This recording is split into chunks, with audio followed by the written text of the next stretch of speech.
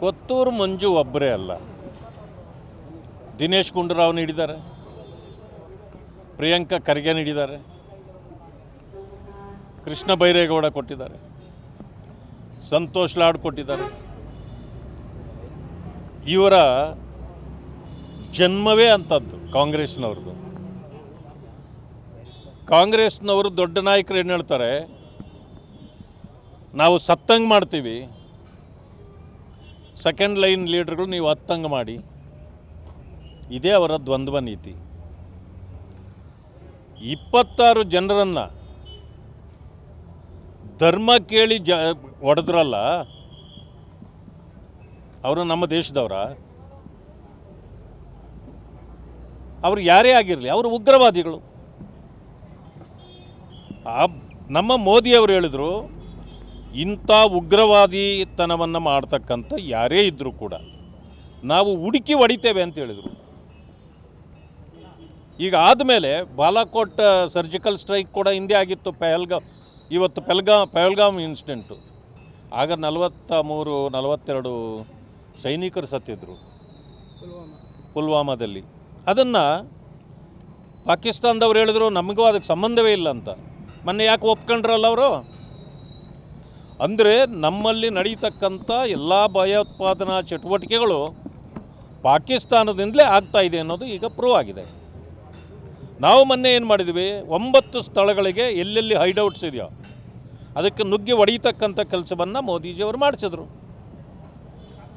ಆಗ ಪಾಕಿಸ್ತಾನ ಸುಮ್ಮನೆ ಇರಬೇಕಾಗಿತ್ತು, ಯಾಕೆಂತಂದರೆ ಅವರು ಟೆರರಿಸ್ಟ್ಗಳು ಅಂತ. ನೀವೇನು ಮಾಡಿದ್ರಿ, ನಾವು ಹೊಡೆದು ಬಂದ ತಕ್ಷಣ ನೀವು ನಮ್ಮ ಮೇಲೆ ಯುದ್ಧ ಶುರು ಮಾಡಿದ್ರಿ. ಅದು ಯುದ್ಧ ಅಲ್ಲ, ಶುರು ಮಾಡಿದ್ರಿ. ಅಂದರೆ ಅರ್ಥ ಏನು, ನೀವು ಟೆರರಿಸ್ಟನ್ನು ನೀವೇ ಬೆಳೆಸ್ತಾ ಇದ್ದೀರಿ, ನೀವೇ ಟೆರರಿಸಮನ್ನು ಮಾಡ್ತಾ ಇರೋರು ಅಂತ ಈಗ ಪ್ರಪಂಚಕ್ಕೆ ಗೊತ್ತಾಯಿತು. ಗೊತ್ತಾದ ಮೇಲೆ ನಾವು ಸಿಂಧೂರ ಹೆಸರಿನಲ್ಲಿ ಈ ಕಾರ್ಯಾಚರಣೆ ಪ್ರಾರಂಭ ಮಾಡಿದ ಮೇಲೆ ಈ ರಾಜ್ಯದ ಮುಖ್ಯಮಂತ್ರಿಗಳು ಹೇಳಿದ್ರು, ನೋಡೋಣ ಅವ್ರ ಮೇಲೆ ಏನು ಇದು ಮಾಡಬಾರ್ದು, ನಾವು ಯುದ್ಧಕ್ಕೆ ರೆಡಿ ಇಲ್ಲ, ನಾವು ಯುದ್ಧದ ವಿರುದ್ಧ ಅಂದರು. ಆದರೂ ಇವ್ರ ಮಾತೇನು ಕೇಳಲಿಲ್ಲ. ಪ್ರಾರಂಭ ಆಯಿತು. ನಾವು ಮೂಲೆ ಗುಂಪಾಗಿ ಹೋಗ್ತೀವಿ, ಜನ ನಮ್ಮ ಮೇಲೆ ಬೀಳ್ತಾರೆ ಅಂಥೇಳಿ ಕಾಂಗ್ರೆಸ್ನವರು ಎಚ್ಚೆತ್ತುಕೊಂಡು ನಾವು ಕೂಡ ಸಪೋರ್ಟ್ ಮಾಡ್ತೀವಿ ಅಂದರು ಮೊದಲ ದಿನ. ಅಂದ ತಕ್ಷಣ ಮುಖ್ಯಮಂತ್ರಿಗಳು ಹೇಳಿದ್ರಲ್ಲ, ಅದನ್ನು ವಿರೋಧಿಸಿದ್ರ ಯಾರಾದರೂ? ಕಾಂಗ್ರೆಸ್ನವರು ವಿರೋಧಿಸಲಿಲ್ಲ. ಅಂದರೆ ಏನು, ಈ ಕಡೆ ಹೇಳೋದು ಹೇಳ್ತಿರ್ಬೇಕು, ಆ ಕಡೆ ಮಾಡೋದು ಮಾಡ್ತಿರ್ಬೇಕು. ಅದಕ್ಕೆ ನಾನು ಹೇಳಿದ್ದು, ಹತ್ತಂಗೆ ಮಾಡ್ತೀನಿ, ನೀನು ಸತ್ತಂಗೆ ಮಾಡೋ ಅನ್ನೋದು ಇದು double standard of the Congress party leaders.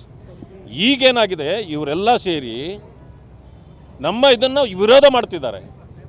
ನೀವು ಸಿಂಧೂರವನ್ನು ವಿರೋಧ ಮಾಡೋದಾದರೆ ನಿಮ್ಮ ಸಿಂಧೂರ ಸಂಚಕಾರ ಬರ್ಬೋದು, ಕಾಂಗ್ರೆಸ್ಸಿನ ಸಿಂಧೂರಕ್ಕೆ ಸಂಚಕಾರ ಬರ್ಬೋದು. ಎಚ್ಚರಿಕೆಯಿಂದ ಇರಿ. ಈ ರೀತಿಯ ಅಪಸ್ವರಗಳನ್ನು ತೆಗೆಯೋದನ್ನು ಬಿಡಿ. ಪಾಕಿಸ್ತಾನ ಕೇಳೋ ಪ್ರಶ್ನೆಗಳನ್ನೆಲ್ಲ ಕಾಂಗ್ರೆಸ್ ಕೇಳ್ತದೆ. ಯಾಕೆ? Congress is A B team of Pakistan ಒಂದು ಕಡೆ ಇದ್ದರೆ ಅದರ ಮೈಂಡ್ ಸೆಟ್ ಇಲ್ಲಿರೋದು.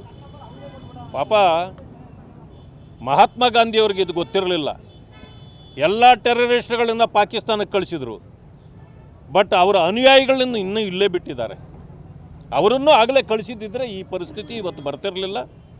ಕಾಂಗ್ರೆಸ್ 370 ಮೂಲಕ ಗೊಂದಲ ಹುಟ್ಟಾಕಿದ್ದು ಕಾಶ್ಮೀರದಲ್ಲಿ ಕಾಂಗ್ರೆಸ್ಸೇ, ಪಾಕಿಸ್ತಾನ ಹುಟ್ಟಾಕಿದ್ದು ಕಾಂಗ್ರೆಸ್ಸೇ, POK ಹುಟ್ಟಾಕಿದ್ದು ಕಾಂಗ್ರೆಸ್ಸೇ. ಇಂದಿರಾ ಗಾಂಧಿಯವ್ರನ್ನ ಬಹಳ ಹೊಗಳ್ತಾರೆ. 71ರಲ್ಲಿ ನಮ್ಮ ಮೇಲೆ ಯಾರೂ ಯುದ್ಧಕ್ಕೆ ಬಂದಿರಲಿಲ್ಲ. ಯುದ್ಧ ನಡೀತಾ ಇದ್ದಿದ್ದು ಬಾಂಗ್ಲಾದೇಶ ಪಾಕಿಸ್ತಾನದ ಮೇಲೆ. ಅವರು ನಡೆಸ್ಕೊಳ್ಬೋದಾಗಿತ್ತು, ಆದರೆ ನೀವು ಮಧ್ಯಪ್ರವೇಶ ಮಾಡಿದಿರಿ, ಅದನ್ನು 2 ತುಂಡಾಗಿ ಮಾಡಿದಿರಿ. ಸಂತೋಷ. ಒಬ್ಬನೇ ವೈರಿ ಇದ್ದವನ್ನ ಇಬ್ಬರನ್ನ ಮಾಡಿ ನಮ್ಮ ಮೇಲೆ ಬಿಟ್ಟಿದ್ದೀರಿ. ಇದು ಕಾಂಗ್ರೆಸ್ ಮಾಡಿರ್ತಕ್ಕಂಥ ದ್ರೋಹ. ಆವತ್ತು 93,000 ಸೈನಿಕರನ್ನ ಹಿಡಿದಿಟ್ಟು ಯಾಕೆ ಬಿಟ್ಟುಬಿಟ್ರಿ? 15,000 ಸ್ಕ್ವೇರ್ ಮೀಟರ್ಸ್ ಜಾಗ, ಇದು ಎಕರೆಗಳಿನ ಜಾಗನ ಹಿಡಿದಿದ್ರಲ್ಲ, ಮೈಲಿಗಟ್ಟಲೆ. ಏನಾಯ್ತದು? ಯಾಕೆ ವಾಪಸ್ ಬಿಟ್ರಿ? ಆವತ್ತು POKನ ಯಾಕೆ ತಗೊಳ್ಳಲಿಲ್ಲ? ಅನೇಕ ಸಮಸ್ಯೆಗಳು ಇವತ್ತು ಉದ್ಭವ ಆಗಿರೋದು ಭಾರತ ದೇಶದಲ್ಲಿ. ಅದು ಕಾಂಗ್ರೆಸ್ಸಿಂದ ನಾವು ಅದು ಎಲ್ಲ ಸಮಸ್ಯೆಗಳನ್ನು ಪರಿಹಾರ ಮಾಡಬೇಕಾಗಿದೆ, ನಾವು ಮಾಡ್ತಾ ಇದ್ದೇವೆ.